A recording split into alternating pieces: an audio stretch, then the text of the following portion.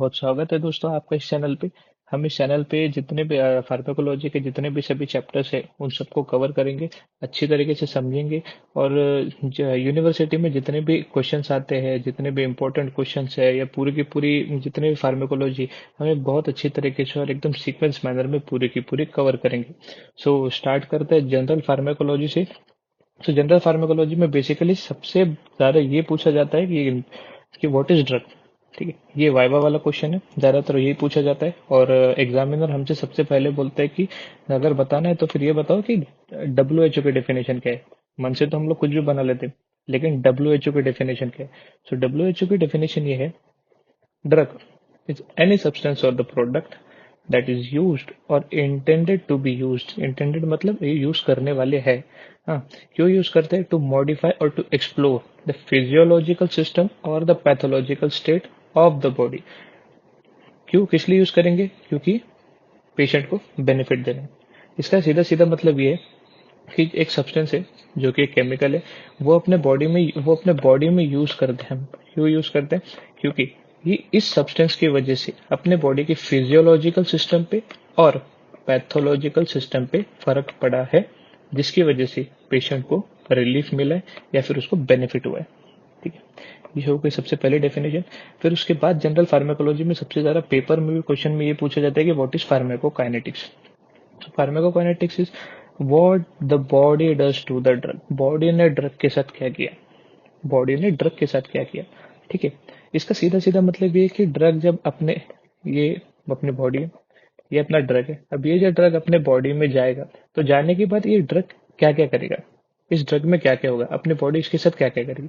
तो सबसे पहले अपने बॉडी इसको एब्जॉर्ब करेगी। फिर उसके बाद में एब्जॉर्प्शन के बाद फिर होगा डिस्ट्रीब्यूशन। डिस्ट्रीब्यूशन के बाद फिर होगा मेटाबॉलिज्म। मेटाबॉलिज्म के बाद फिर होगा एक्सक्रीशन। ठीक है, तो ये सबका सब हम सीक्वेंस में लर्न करना है। इसकी ट्रिक है ADME, एडम। एडम इसकी ट्रिक है। जैसे कि फर्स्ट, और ये सीक्वेंस में ही लर्न करना जरूरी है और ये सीक्वेंस में ही बताना कि जब तक ड्रग एब्जॉर्ब नहीं होगा तब तक उसका डिस्ट्रीब्यूशन नहीं होगा पूरी बॉडी में। डिस्ट्रीब्यूशन मतलब वेरियस ऑर्गन्स है, लंग्स है, हार्ट है, किडनी है, इन सब में जो डिस्ट्रीब्यूशन है, ब्रेन है, इन सब में जो डिस्ट्रीब्यूशन होगा ड्रग का वो। फिर उसके बाद में ये ड्रग यहाँ पे आने के बाद अब ये काम करेंगे तो इनका मेटाबॉलिज्म भी होगा। मेटाबॉलिज्म के बाद जब इनका फंक्शन खत्म हो जाएगा तो इनमें होगा, इनका एक्सक्रीशन हो जाएगा, मतलब ये अपने बॉडी के बाहर निकल जाएंगे। ये सब हुआ ड्रग के साथ जो अपने बॉडी ने किया। फिर उसके बाद दूसरी सबसे मेन डेफिनेशन थी फार्माकोडायनेमिक्स। What is pharmacodynamics? ठीक है, इट इज द, अब ड्रग ने बॉडी के साथ क्या किया। फार्माकोकाइनेटिक्स था कि बॉडी ने ड्रग के साथ क्या किया, और फार्माकोडायनेमिक्स है ड्रग ने बॉडी के साथ क्या किया। तो इसमें इसमें कौन कौन सी चीजें आती है? इसमें आती है, हम करते हैं study of drugs, which include drug का मोड ऑफ एक्शन क्या है, उसका फार्माकोलॉजिकल एक्शंस क्या है, मतलब वो ड्रग अपने बॉडी में क्या क्या क्या काम करेगा, और उसके एडवर्स इफेक्ट क्या है। जैसे कि अगर अपने अपने बॉडी में अगर स्टमक है, तो स्टमक में अगर हमें अल्सर हुआ है तो अल्सर में हमें एक ड्रग देना पड़ेगा। ठीक है, तो अब ये जो ड्रग है, ये इस अल्सर पे कैसे एक्ट करेगा, या उसको प्रोटेक्शन देगा म्यूकस एसिड से, या फिर कुछ अलग काम करेगा, कुछ क्या करेगा, उसको बोलते हैं हम मोड ऑफ एक्शन। फिर उसके बाद आता है फार्माकोलॉजिकल, ये आता है फार्माकोलॉजिकल एक्शंस, और ये मोड ऑफ एक्शन। ठीक है, मोड ऑफ एक्शन मतलब वो उस पर एक्ट कैसे करेगा। ठीक है, कि उसका एक्शन, मोड ऑफ एक्शन कैसे है। और लास्ट वाला अपना एडवर्स इफेक्ट, कि ये जो गोली हमने खाई है इसकी वजह से दूसरे अदर इफेक्ट्स क्या क्या होंगे। क्योंकि देखो, अगर एक रिसेप्टर है, अगर हम अल्सर पे भी एक्ट करते हैं, ठीक है, तो हम क्या करेंगे, एसिड प्रोडक्शन बंद कर देंगे। अब हम ऐसी गोली देंगे जो एसिड का प्रोडक्शन नहीं होने देगी। लेकिन अगर एसिड का प्रोडक्शन नहीं होने देगी तो ये वाली गोली दूसरे रिसेप्टर पे भी तो एक्ट करेगी। दूसरे रिसेप्टर्स पे एक्ट करने की वजह से जो अलग इफेक्ट रहेंगे, दूसरे वाले इफेक्ट जो हमें नहीं चाहिए थी, लेकिन ड्रग की वजह से वो इफेक्ट भी अपने बॉडी में हो रहे हैं, उसको बोलते हैं एडवर्स इफेक्ट। फिर उसके बाद ये वाला टर्म है फार्मेसी। इतना इंपॉर्टेंट नहीं है, लेकिन कभी कभार पूछ लेते हैं कि फार्माकोलॉजी और फार्मेसी में डिफरेंस क्या है। ठीक है, so it is a branch of a science that deals with the preparation, preservation, preservation, standardisation, compounding, dispensing मतलब ड्रग को देना, और ड्रग का प्रॉपर यूटिलाइजेशन मतलब ड्रग्स के साथ उनका बनाना, उनको प्रिजर्व करना, स्टैंड उनका नाम रखना, और फिर उसके बाद कंपाउंडिंग करना, उनको देना, और उनका प्रॉपर यूटिलाइजेशन। ये वाली जो फील्ड है साइंस की, जो ड्रग के साथ यूज होती है, उसको बोलते हैं फार्मेसी। अब सबसे इंपॉर्टेंट वाला क्वेश्चन यूनिवर्सिटी का, LAQ आता है इसमें, LAQ या फिर SAQ आ जाता है हर बार, रूट्स ऑफ ड्रग एडमिनिस्ट्रेशन। अब रूट्स ऑफ ड्रग एडमिनिस्ट्रेशन में हर बार सबको ये वाला क्लासिफिकेशन तो लर्न करते हैं, लेकिन ये भूल जाते हैं। और ये सबसे बेसिक क्वेश्चन है, क्योंकि अगर 7 मार्क्स के लिए अगर तुम ये पूछते हैं तो इनमें से कम तुमसे 3 मार्क्स का तो यही है, क्योंकि ये बहुत इंपॉर्टेंट है और सब हर बार सब ये भूल जाते हैं। ठीक है।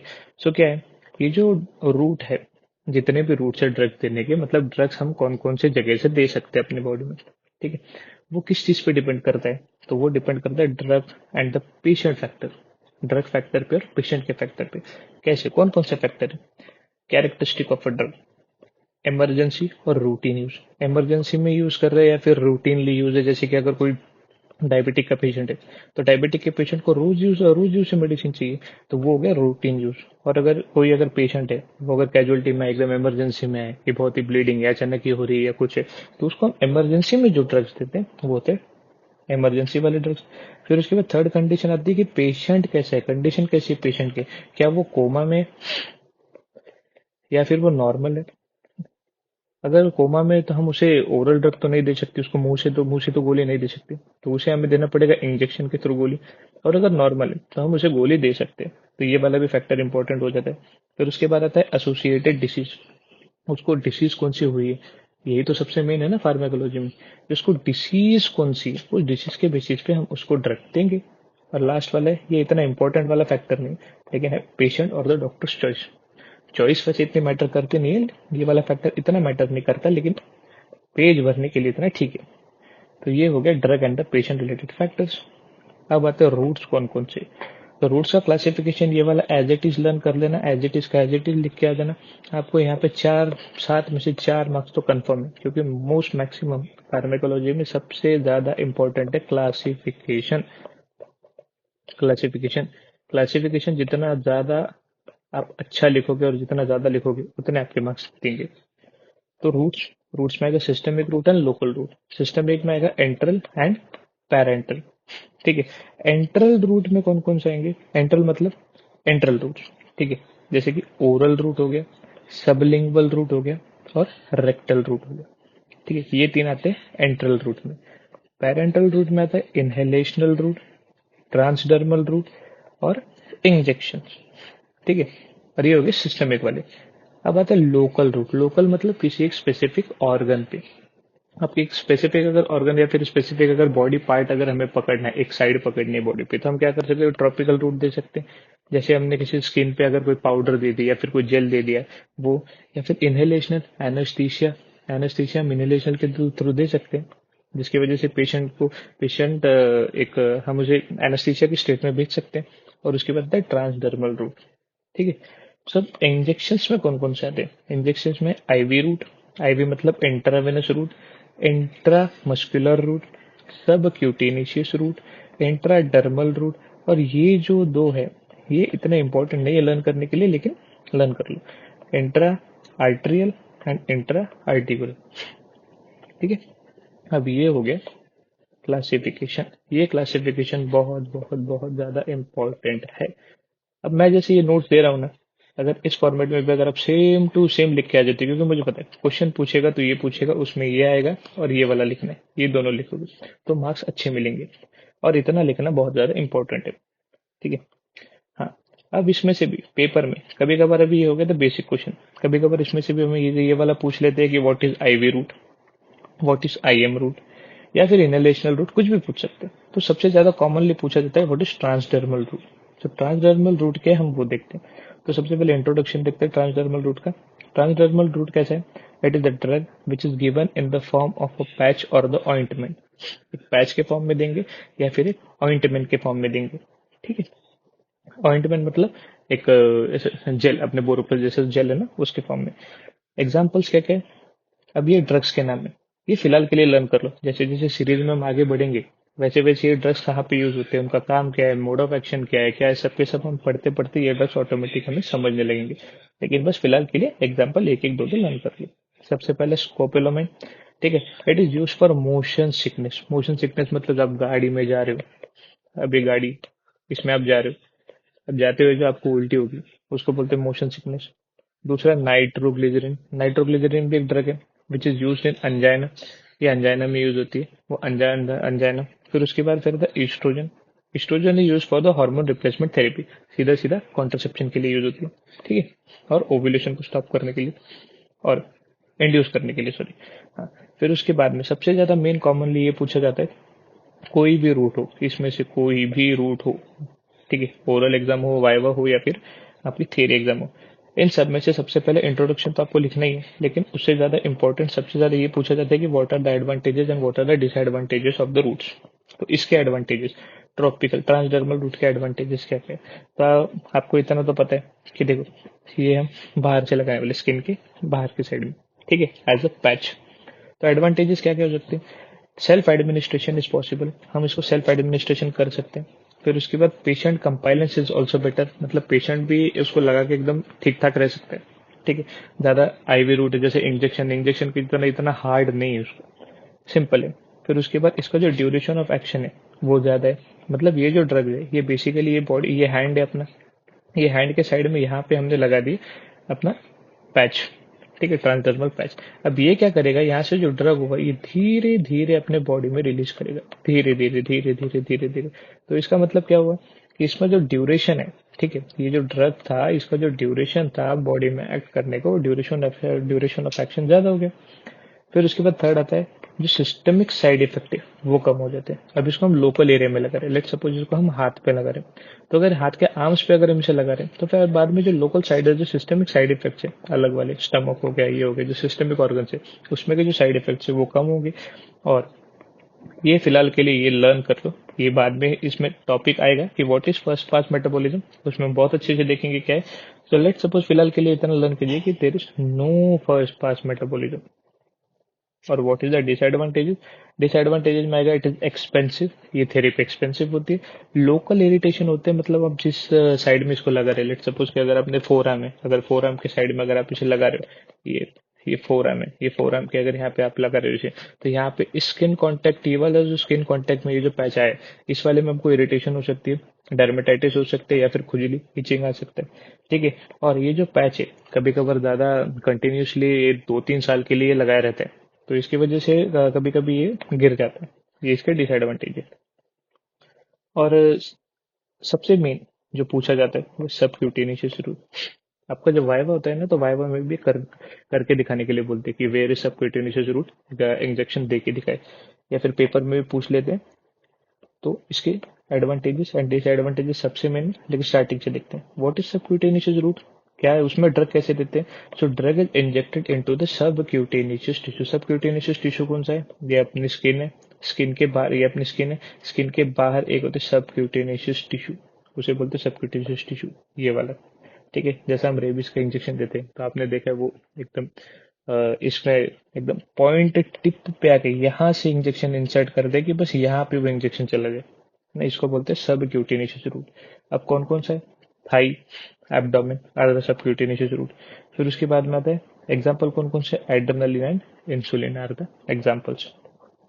एडवांटेजेस क्या क्या है, इसका एडवांटेज है self administration is possible and also depot preparation. Depot preparation मतलब एक लॉन्ग टर्म के लिए 2-3 ड्रग से बनाया हुआ कॉम्बिनेशन है, कि लेट सपोज ये ड्रग ए है और ये ड्रग बी है, इसकी एक कॉम्बिनेशन से बनाया हुआ एक कॉम्बिनेशन है जो हमें लॉन्ग टर्म के लिए यूज करना है। ये हम लोग देखेंगे आगे क्या है। इसका सबसे बेस्ट एग्जांपल है नॉर प्लांट, और ये नॉर प्लांट यूज होता है, it is made up of progesterone and oestrogen, ठीक है, जो कॉन्ट्रासेप्शन में यूज होता है लॉन्ग टर्म के लिए।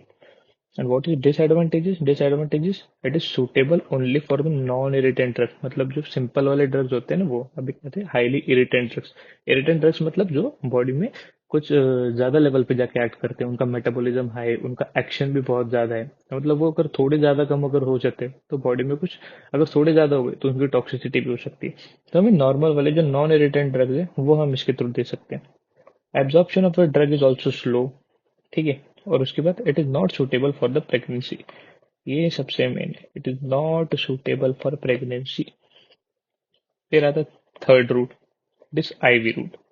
Ivy route is given directly into the blood stream through a vein, ठीक है, वेन के थ्रू डायरेक्ट ब्लड स्ट्रीम में दिया जाता है, ये सबको पता है, बहुत कॉमन है। एडमिनिस्ट्रेशन, इसका एडमिनिस्ट्रेशन ये कैसे दिया जाता है, तो एक तो ड्रग है, तो अगर उस ड्रग को हम पूरे एक साथ एक बोलस के फॉर्म में अगर उसको इंसर्ट कर, बोलस के फॉर्म में, ठीक है। Single relatively larger dose is given, एक ही डोज देंगे, लार्जर वाला डोज देंगे। हाँ, लेकिन देने का तरीका कैसा है? अगर इंजेक्शन है, ये इंजेक्शन है, तो इंजेक्शन के थ्रू एक ही बार में पूरा का पूरा देंगे, तो स्लोली देंगे या फिर रैपिडली देंगे, ठीक है। ये हो गया। फिर उसके बाद में एग्जाम्पल क्या है? एग्जाम्पल है ranitidine. Ranitidine is an example. ये ड्रग है जो पेप्टिक अल्सर के केसेस में दिया जाता है। फिर उसके बाद में आता है अपना सेकंड वाला पॉइंट। एक तो हम बोलस के पॉइंट में फॉर्म में देंगे, या फिर हम स्लो आईवी इंजेक्शन देंगे। इंजेक्शन में ड्रग भरेंगे और उसके बाद उसको स्लोली आगे देंगे। Example morphine in case of M I, ठीक है। फिर उसके बाद आता है आईवी इन्फ्यूजन।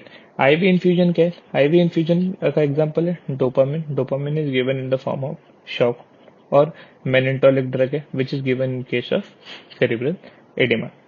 ओके, सो ये हो गया इसका इंट्रोडक्शन कि what is actually IV route. फिर उसके बाद आता है advantages. What are the advantages? Advantages इसका क्या क्या है? इसके bioavailability is 100%। What is bioavailability? अभी फिलहाल के लिए लर्न करो, अगले लेक्चर में इसकी भी हम डीप एंड डिटेल देखने वाले। व्हाट इज बायो अवेलेबिलिटी, ये खुद में एक एलएक्यू है और डायरेक्ट 4 स्टार वाला एलएक्यू है, इतना इंपॉर्टेंट है। सेकंड क्या है? Quick onset of action. इसका ऑनसेट ऑफ एक्शन बहुत ही फास्ट है। और उसके बाद it is the drug of choice in emergency. Emergency में इसे यूज कर सकते हैं क्योंकि ये बहुत ही फास्ट एक्ट करता है, देते ही एक्ट कर देते हैं। इसलिए कभी हम देखते हैं ना कि जो ओरल ड्रग्स हम लेते हैं तो उससे इतना फर्क नहीं पड़ता, लेकिन अगर हम जब आईवी ड्रग लेते हैं तो उससे फर्क जल्दी पड़ जाता है। क्यों? क्योंकि वो डायरेक्ट सिस्टम में उतरता है।